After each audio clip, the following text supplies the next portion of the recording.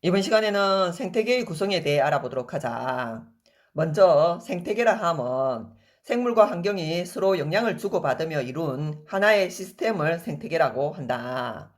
이때 생태계를 이루고 있는 하나의 생명체를 개체라고 하고, 일정한 지역에 사는 같은 종의 개체들의 무리를 개체군이라고 한다.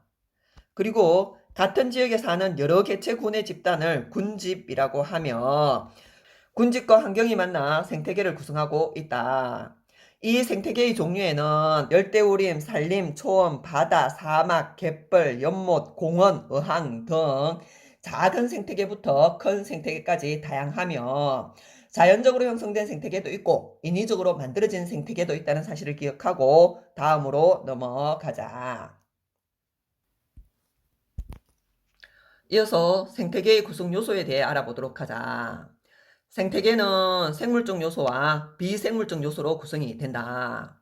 그리고 생물적 요소는 생산자, 소비자, 분해자로 구분되며, 이 중 식물 플랑크톤과 같이 광합성을 통해 스스로 양분을 합성하는 생물을 생산자라고 하고, 그리고 동물 플랑크톤과 같이 스스로 양분을 만들지 못하고 다른 생물을 섭취하여 양분을 얻는 생물을 소비자라고 한다. 그리고 세균, 버섯, 곰팡이와 같이 생물의 사체나 배설물에 포함된 유기물을 분해하여 양분을 얻는 생물을 분해자라고 한다. 그리고 생물을 둘러싼 무기환경 요소로 생물의 생존에 영향을 주는 빛, 물, 온도, 토양, 공기 등이 생태계를 구성하는 비생물적 요소에 해당한다. 생태계는 생물적 요소와 비생물적 요소로 구성되어 있다는 사실을 기억하고 다음으로 넘어가자. 이어서 생태계 구성 요소 사이의 관계에 대해 알아보도록 하자. 생태계에서 생물적 요인과 비생물적 요인을 구성하는 요소들은 서로 영향을 주고받고 있다. 이때 환경이 생물에게 영향을 주는 것을 작용이라 하며, 생물이 비생물적 요인, 즉 환경에 영향을 주는 것을 반작용이라 하며, 생물들 간에 서로 영향을 주고받는 것을 상호작용이라고 한다. 문제를 통해 생태계 구성 요소 사이의 관계를 판단해 본다면, 먼저 식물의 광합성으로 공기 기체 성분의 변화는 생물이 무기 환경에 영향을 주는 반작용에 해당한다. 그리고 토양의 양분이 풍부하면 식물이 잘 자라게 되는 것은 비생물적 요인이 생물에게 영향을 주는 작용에 해당하며, 풀이 무성해지자 토끼의 개체 수가 증가하는 것은 생물들 간의 상호작용이 된다. 그리고 낙엽이 사여 분해되면 토양이 비옥해지는 것은 생물이 무기 환경에 영향을 주는 반작용에 해당하며, 지렁이가 토양의 통기성을 높여주는 것 역시 생물이 무기 환경에 영향을 주는 반작용에 해당하며, 가을에 기온이 낮아지면 은행나무 잎이 노랗게 변하는 것은 무기 환경이 생물에게 영향을 주는 작용에 해당한다. 그림을 통해 한 번 더 정리를 해본다면, 빛, 온도, 물, 공기, 토양과 같은 비생물적 요인이 생물적 요인에게 영향을 주는 1번이 작용이 되며, 그리고 생물이 비생물적 요인에 영향을 주는 것을 반작용이라 하며, 생산자, 소비자, 분해자와 같은 생물들 간에 서로 영향을 주고받는 것을 상호작용이라고 한다. 작용과 반작용, 상호작용을 잘 구분하고 다음으로 넘어가자. 이어서 생물과 환경에 대해 좀 더 자세히 알아보도록 하자. 빛의 세기와 파장, 일조 시간, 그리고 온도, 수분 등은 생물의 몸의 형태나 생활 방식에 영향을 주게 되고, 생물은 다양한 방법으로 적응을 하고 있다. 먼저 빛의 세기와 식물에 대해 알아본다면, 강한 빛에서 잘 자라는 소철, 소나무와 같은 생물이 있는 반면, 약한 빛에서 잘 자라는 산세베리아, 서나무 등이 있다. 그래서 숲의 위쪽에는 강한 빛에 적응한 식물이 잘 자라게 되고, 아래쪽으로 갈수록 약한 빛에 적응한 식물이 잘 자라게 된다. 일반적으로 빛의 세기가 강한 곳에 서식하는 식물의 잎은 빛이 강하다 보니 광합성이 활발하게 되고 울타리 조직이 발달하여 잎이 두꺼운 반면 빛의 세기가 약한 곳에 서식하는 식물의 잎은 울타리 조직이 덜 발달되어 있어 얇고 넓은 잎을 갖고 있다. 그림을 통해 한 번 더 살펴본다면 잎의 단면은 광합성이 가장 활발한 울타리 조직 등으로 구성이 되어 있다. 이때 A의 경우는 강한 빛을 받은 잎으로 울타리 조직이 발달되어 잎이 두꺼운 상태인 반면 B의 경우는 약한 빛을 받은 잎으로서 울타리 조직이 덜 발달되어 있음을 볼 수 있다. 이런 현상은 같은 나무에서도 위쪽의 잎의 경우는 햇빛을 많이 받아 A와 같이 울타리 조직이 발달된 두꺼운 잎을 가진 반면 아래쪽에 있는 나무의 잎들은 햇빛을 잘 받지 못하게 되고 그래서 B와 같이 얇고 넓은 잎들이 많이 분포하게 된다. 이어서 빛의 파장이 생물에게 어떤 영향을 주고 있는지 살펴보기로 하자. 먼저 빛의 성질에 대해 잠시 살펴본다면 빨주노초 파남보 여러 파장의 빛이 있을 때 빨간색에서 파란색 쪽으로 갈수록 파장은 짧아지게 되고 파장이 짧아질수록 투과도는 높아지게 된다. 그래서 파장이 짧은 청색광이 투과도가 커서 수심이 깊은 곳까지 전달될 수 있다는 사실을 기억하고 옆으로 이동하여 정리를 해본다면 바다의 깊이에 따라 도달하는 빛의 파장과 양이 다르다고 했다. 그리고 파장이 짧은 청색광이 바다 깊은 곳까지 전달될 수 있다고 했다. 그래서 바다 깊이에 따라 서식하는 해조류의 종류도 다르게 된다. 그래서 얕은 바다에 서식하는 해조류의 경우는 적색광을 이용하게 되고 그러하다 보니 적색광을 흡수하고 녹색을 반사하게 된다. 그래서 얕은 바다에 사는 파래 핵항과 같은 녹색을 띠고 있는 해조류를 녹조류라고 한다. 거기에 반해 깊은 바다에 서식하는 해조류의 경우는 청색광을 이용하게 되고 그러하다 보니 적색을 반사하게 되고 그래서 긴 우뭇가사리와 같이 붉은색으로 보이는 해조류를 홍조류라고 한다. 그리고 미역 다시마와 같이 중간 바다에 사는 해조류의 경우는 황색광을 이용하게 되고 그리고 우리는 얘들을 갈조류라고 한다. 해조류의 종류와 해조류가 광합성에 이용하는 빛의 종류를 잘 구분하고 다음으로 넘어가자. 이어서 1조 시간이 생물에게 어떤 영향을 주게 되는지 알아본다면 1조 시간은 성호르몬의 분비에 영향을 주기 때문에 동물의 생식이나 또는 행동 그리고 식물의 개화에 영향을 주게 된다. 대표적으로 깨꼬리나 종달새와 같은 대부분의 새는 봄에 번식을 하고 송어나 노루는 가을에 번식을 한다. 그리고 1조 시간에 따라 식물의 개화 주기가 변하게 되는데 식물은 크게 단야식물과 장야식물로 구분할 수 있다.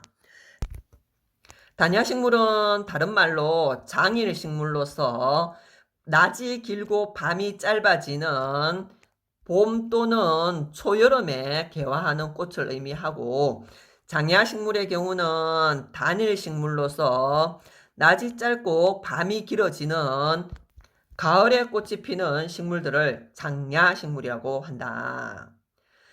단야식물의 대표적인 붓꽃, 시금치 등이 있으며 장야식물에는 코스모스, 국화, 나팔꽃, 독고마리 등이 있다. 그리고 1조 시간은 온대지역 곤충의 겨울잠에도 영향을 준다. 온대지역의 곤충은 늦여름과 가을에 낮의 길이가 짧아지면 겨울잠을 자고 이른 봄에 낮의 길이가 길어지면 활동을 시작하고 번식을 한다.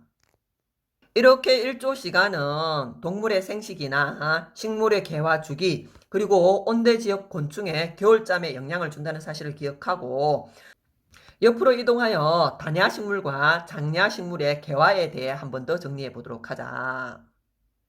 단일식물, 즉 장야식물인 독고마리의 경우는 낮의 길이가 짧고 밤의 길이가 길 때 개화를 하고, 낮의 길이가 길고 밤의 길이가 짧아지면 개화를 하지 않는다. 거기에 반해 장일식물, 즉 단야식물인 토끼풀의 경우는 밤의 길이가 길 경우에는 꽃이 피지 않고, 낮의 길이가 길고 밤의 길이가 짧아지면 꽃이 피게 된다.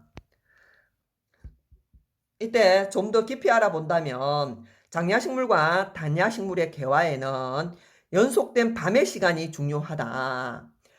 그래서 장야식물의 경우는 밤에 중간에 빛을 주게 되면 연속된 암기의 시간이 인계 시간을 채우지 못하게 되고, 그러면 꽃이 필 수 없게 된다. 거기에 반해 단야식물의 경우는 밤에 중간에 빛을 한번 주게 되면 꽃이 피게 된다는 사실을 구분해야 한다. 장야식물과 단야식물의 개화를 잘 기억하고 다음으로 넘어가자. 이어서 온도가 생물에게 영향을 준 예를 살펴본다면, 먼저 체온이 변하는 변온 동물의 예를 살펴본다면, 뱀과 개구리는 추운 겨울이 오면 물질 대사가 잘 일어나지 않아 겨울잠을 자게 되고, 니마쿠와 카멜레온은 온도가 높을 때 몸의 색깔이 밝아져 열을 방출하고, 온도가 낮을 때는 몸의 색이 어두워져 열을 흡수한다.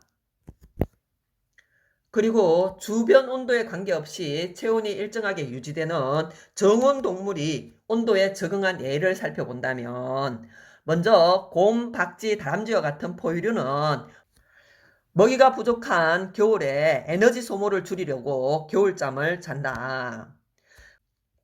그리고 추운 지방에 사는 동물의 경우는 깃털이나 털이 발달되어 있고 지방층이 두껍고 몸의 말단부 크기가 작다. 그래서 몸에서 빠져나가는 열의 양을 줄여 추운 곳에서 체온 유지하기에 효과적이다. 이어서 식물이 온도에 적응한 예를 찾아본다면, 추운 툰드라에 사는 들송이 풀은 잎이나 꽃에 털이 나 있어 체온이 낮아지는 것을 방지하고 있고, 느티나무나 신갈나무와 같은 낙엽수는 기온이 낮아지면 단풍이 들고 잎이 떨어지지만, 동백나무, 사철나무와 같은 상록수의 경우는 잎의 큐티클층이 두꺼워 잎이 떨어지지 않고 겨울을 날 수 있게 된다. 옆에 사진은 북극여우와 사막여우의 사진인데, 몸집이 작고 귀와 같은 말단부가 발달되어 있는 A가 사막여우이다. 말단부가 발달되어 있어 더운 곳에서 열을 방출하는 데 효과적이다. 그리고 몸집이 크고 몸의 말단부가 작은 B가 북극여우임을 알아야 한다.